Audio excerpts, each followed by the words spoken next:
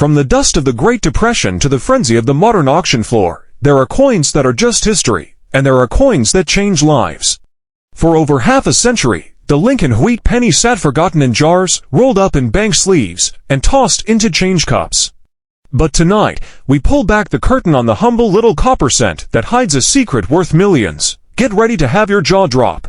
We're counting down the top 5 wheat pennies. The ones you need to be checking your collections for. Because finding just one of these could be the moment everything changes. Welcome to the coin hunt of a lifetime. And now, we move on to a coin that single-handedly changed the game for error collectors. If you thought a penny was just a penny, prepare to be shocked. This coin is one of the most famous mistakes in American history, and it has a story as dark and dramatic as its appearance. The year is 1955, and the coin, well, you wouldn't believe it if you saw it. We are talking about a legend, a tiny copper time capsule from the tail end of the classic Lincoln wheat cent era, the 1955 Lincoln cent with no mint mark. Now, a standard 1955 penny from the Philadelphia Mint is nice, but it won't make you rich. But the one we are looking at tonight is anything but standard. Just holding this coin, you feel the weight of its 60-plus years. Its general appearance is unlike the shiny red copper we usually hope for. Instead, this coin has a deeply black coloration, a dark, almost charcoal patina that has developed over decades of being passed from hand to hand, or perhaps more famously, being packaged with cigarette cartons. This dark toning tells a story of circulation and time, giving Abraham Lincoln's stoic portrait an almost shadow-like, haunting quality. The surfaces are often worn. We call this circulated, meaning the highest points of Lincoln's cheek and his hair show signs of smoothing. You can still read the motto, "In God We Trust," above his head, but the drama of this particular piece isn't in its wear. It's in a monumental, breathtaking flaw that's been baked right into the metal. The 1955 cents were minted at a time when the country was bouncing back from an economic dip following the Korean War. Coin production was actually down that year, meaning fewer pennies were struck overall compared to the boom years. The vast majority of the 33 million cents struck in Philadelphia that year were perfectly normal. But late in the evening on a fateful day in 1955, at the Philadelphia Mint, the reason it has no mint mark, a working die was being created. A coin die has to be struck by a master hub several times to get the full image stamped onto it. In a colossal, unbelievable error, the die shifted ever so slightly between the first and second strikes from the hub. When that flawed die was then used to strike coins, it created an effect known as a double die obverse. And I am telling you, you can see it with the naked eye. Look closely at the date, 1955, and the word liberty. They look fuzzy, like you're seeing double. Or like someone printed the text twice, slightly misaligned. This is not some minor, microscopic error. It is bold, it is dramatic, and it is right there for the world to see. The Mint noticed the error quickly. But not before an estimated 20,000 to 24,000 of these doubly struck beauties had already been mixed in with the regular pennies. And this is where the wow factor really kicks in. Many of these error coins ended up in a very unusual place, packaged in cellophane as change for cigarette vending machines that cost 23 cents and only took quarters. The cigarette packaging is what helped give many of these coins their characteristic brown, or, in our case, black coloration from decades of exposure to the tobacco and chemicals. It's a literal piece of smoking history. Because this error is so obvious and so famous, it instantly became one of the most important and recognizable error coins in all of American numismatics. The rarity is extreme. Only that tiny handful made it out. Finding a circulated one in dark condition like this is still a monumental event for any collector. You see, the date is the key, the entire reason the value skyrockets. The doubling on the words "In God We Trust" and "Liberty," and especially the unmistakable shift on the date 1955, is what separates a 1-cent coin from a life-changing discovery. Let's talk about that life-changing money. Well, a coin in this dark, circulated, fine or very fine condition might be valued in the low thousands. Pristine, absolutely perfect examples, the ones that miraculously avoided the cigarette machine and circulation, those are the ones that command truly shocking numbers at auction.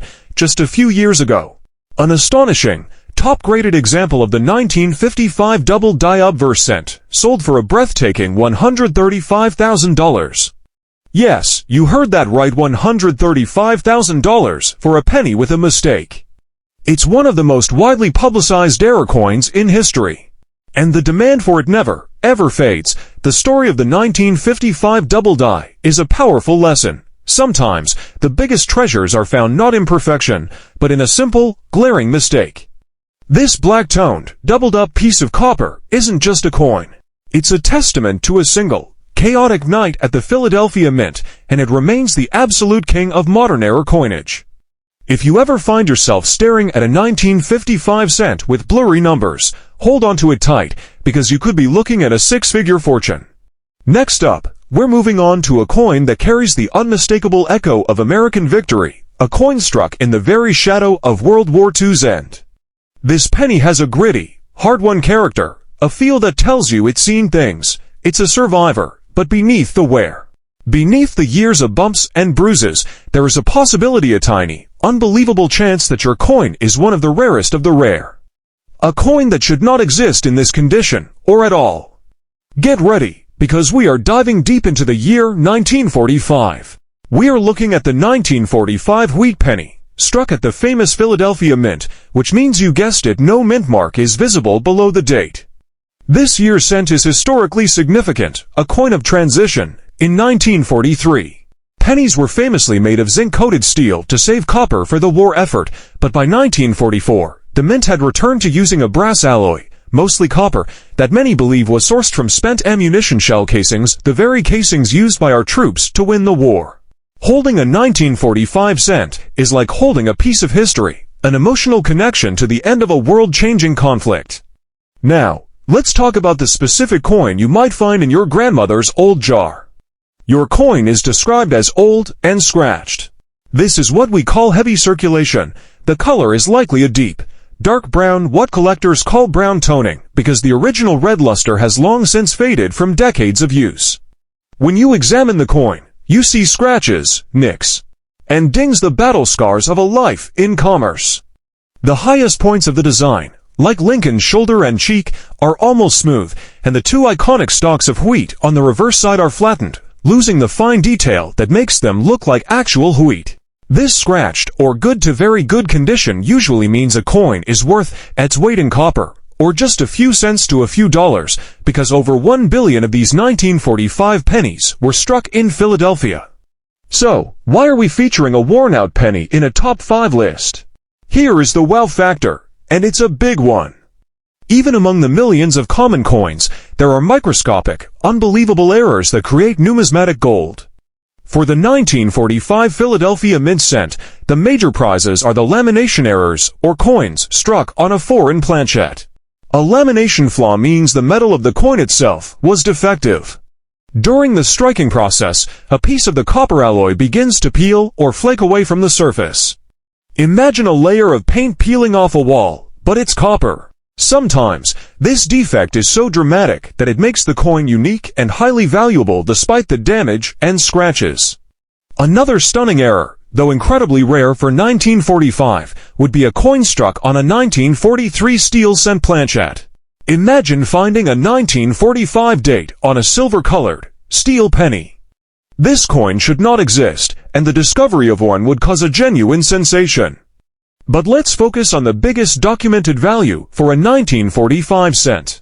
To get into the shocking price range, the coin must be in pristine, untouched condition, a glorious, sparkling mint state red example.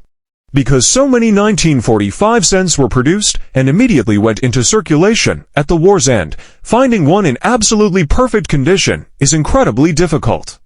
That scarcity at the very top grade is what drives the unbelievable price. When a coin is perfectly struck, perfectly preserved, and has retained all of its original brilliant red color, it becomes a true museum piece. Collectors will pay anything to own the absolute best example of this historically important year. That's why, at a major coin auction just a few years ago, a top-tier, certified 1945 Lincoln cent from the Philadelphia Mint sold for an astounding $100,000. So, while the old, scratched 1945 cent in your hand might only be worth a handful of change, it tells the same incredible story of a nation at war's end. And every single collector holds onto the hope that, within that roll of old cents, they might find a high-grade twin to that $20,000 marvel, or stumble upon one of those mythical, shocking errors. That is the magic of the wheat penny. Even a scratch-top survivor can open the door to a truly life-changing treasure. Step back with me now to a time when America was finally pulling itself out of the darkest days of the Great Depression. The year is 1937, a year of rebuilding, a year of hope. And from the famous coining presses of the Philadelphia Mint came a scent that represents the pure, unblemished optimism of that era. This next coin is proof that sometimes the true, mind-boggling value of a coin comes not from a mistake, but from a miracle of preservation. Hold your breath, because you are about to see perfection. We are talking about the 1937 Lincoln Wheat Cent, the one struck in the original, bustling Philadelphia Mint, hence the absence of a mint mark under the date. In 1937, the U.S. Mint produced over 300 million pennies in Philadelphia alone. That's a massive mintage, which generally means the coin is common. But here is the critical, jaw-dropping difference. The one we are discussing tonight is described as being in uncirculated condition. When we say uncirculated, we mean this coin never spent a single second rattling around in a cash register, never tumbled in a vending machine, and was never touched by a greasy hand. It is, to a coin collector, a time machine. Look at it. The surfaces are crisp, the details are razor-sharp. The fields, the flat areas of the coin, should display a wonderful, mirror-like reflectivity, what we call mint luster. This coin retains its full, fiery red coloration, the original copper sheen that looks like it was just struck moments ago. You can see every single strand of hair on Lincoln's head, and the lines on the two iconic wheat stalks on the reverse are so well defined they look like they could prick your finger. The 1937 cent, along with the others from the mid to late 1930s, benefited from improvements in the minting process as the economy stabilized. The striking quality was, frankly, excellent. But a coin's value doesn't just come from its quality when it was struck, it comes from its quality now. And for a coin to survive over 85 years in this brilliant, uncirculated condition often called mint state, it's an absolute miracle. Why is this perfection so rare? Think about it. In 1937, a penny was serious money. People used these coins for everyday purchases. Very few people back then thought to pull a brand new coin out of circulation and carefully store it in a temperature-controlled vault. That's why the difference between a slightly worn 1937 penny and a perfectly preserved one is not just a few dollars, but an astronomical leap in value. The most valuable 1937 cents are those graded at the very top of the scale. Grades like MS-67 or MS-68, meaning they are practically flawless. When a coin is this perfect, it becomes the ultimate piece for serious collectors trying to complete their sets with the finest known examples. They are competing to own not just a coin, but the very best surviving example of that year. This is what generates the intense, shocking bidding wars at the world's biggest coin auctions. Even though over 300 million were made, only a handful exist in this breathtaking, museum-quality state. And the auction results are nothing short of stunning. The price difference between a coin you might find in your grandfather's stash and the absolute highest-graded example is the definition of the wow factor. For a 1937 Philadelphia wheat cent in that top-level, certified mint-state red condition, collectors have been known to spend a phenomenal amount of money. The current auction record for an astonishingly perfect, high-grade 1937 Philadelphia Lincoln Wheat Cent recently shattered expectations when it sold for a truly unbelievable $184,000. Yes, for a single penny that survived the Great Depression and all the decades since, without a single scratch. The 1937 cent reminds us that in the world of numismatics, preservation is king. Finding one of these bright, beautiful coins is like holding a ray of economic sunshine from the past. Keep looking through those rolls, because you never know when you might discover a common coin that, through a miracle of survival, has become a spectacular, high-dollar treasure. Time is money, and in the world of rare coins, a mistake in timing can lead to a treasure that defies belief. Now we journey back to the height of the mid-century, to the Rocky Mountain state of Colorado, and a penny struck in the legendary Denver Mint. This coin may look ordinary, but beneath the surface of the D mint mark lies one of the most exciting, sought-after, and genuinely unbelievable mint errors in American history. Prepare yourself, because this is where the impossible becomes reality. We are focusing on the 1952 Lincoln Wheat cent, clearly identified by the small D mint mark stamped beneath the date, signifying its birthplace, the Denver Mint. In the standard sense, a 1952 cent is a common, circulated coin, usually found in brownish copper hues with typical wear. Millions upon millions were struck, designed to keep commerce moving in the thriving post-war American economy. But let's talk about a specific, incredible variant that sends shockwaves through the collecting community every time one surfaces. This is not about a little bit of doubling or a slight flaw in the metal. This is about an entirely different coin being born a cent. I'm talking about a 1952 Lincoln cent struck, not on a copper penny blank, but on a silver dime planchette. Imagine the scene at the Denver Mint. In 1952, the mint was busy striking both copper cents and silver Roosevelt dimes. A planchette, that's the blank disc of metal ready to be struck for a 10-cent dime, which is composed of 90% silver, somehow accidentally found its way into the machinery that was striking the 1-cent pennies. It's a genuine, mind-boggling industrial mishap. When the massive coining press slammed down, it struck the smaller, thinner silver dime planchette with the larger design of the Lincoln cent die. The result is a coin that is smaller than a regular penny, thinner, and, most visibly, it is silver-colored.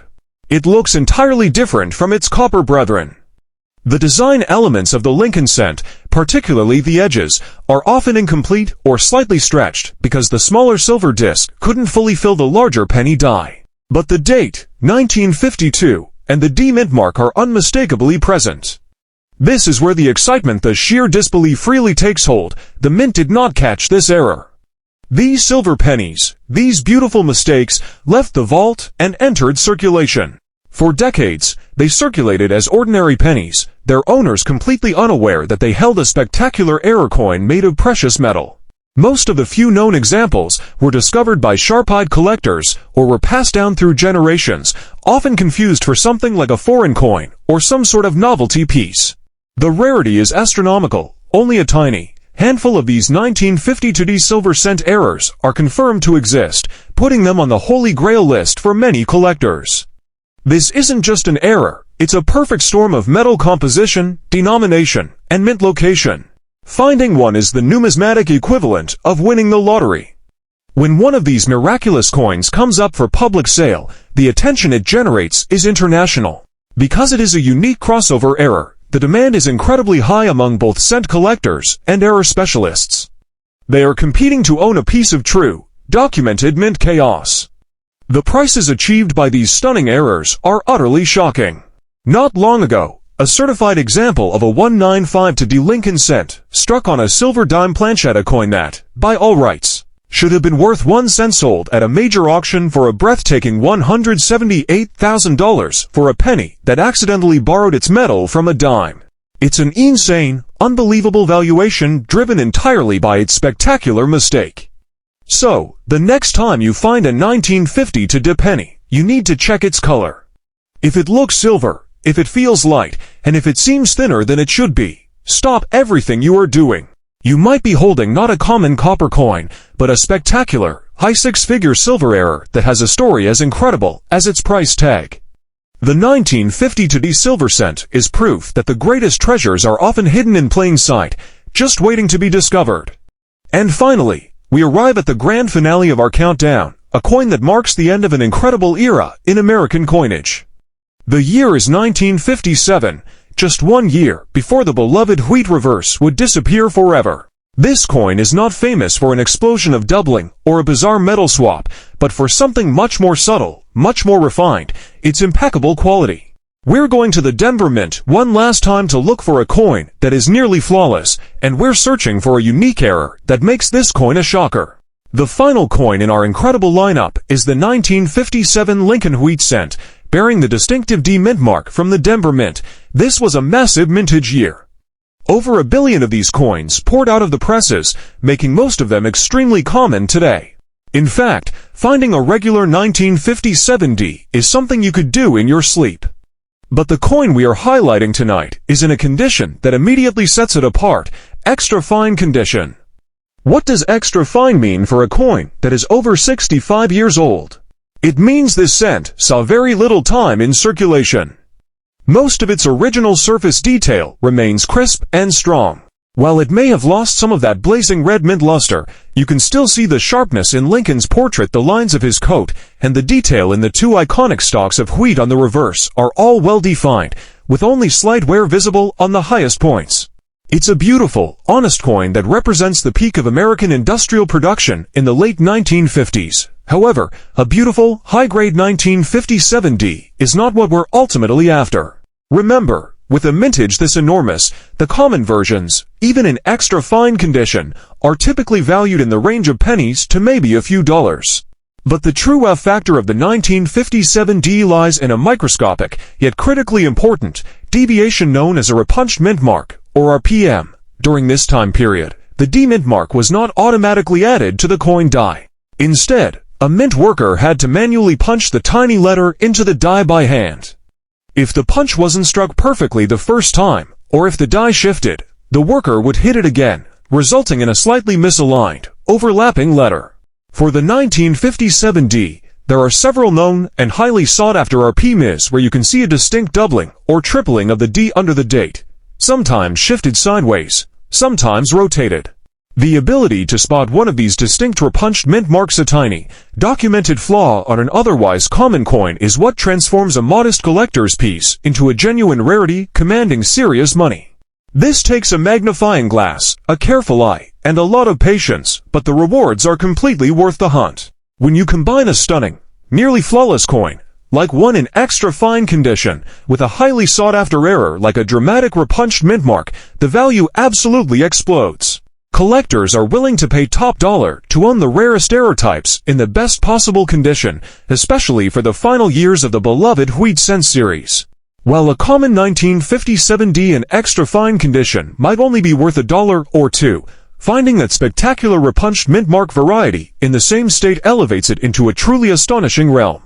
At a recent specialty error coin auction, a stunning, high-grade example of the 1957D with a particularly bold repunched mint marca coin that started life as one of a billion sold for an unbelievable $165,000 for a single penny struck just 1 year before they changed the design.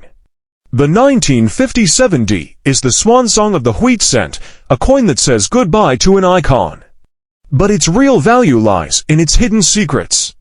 Always check that D mint mark with a jeweler's loupe. Because the difference between a common 1-cent piece and a 4-figure coin is often just a microscopic shift in metal, a tiny mistake made by a worker in Denver over 6 decades ago.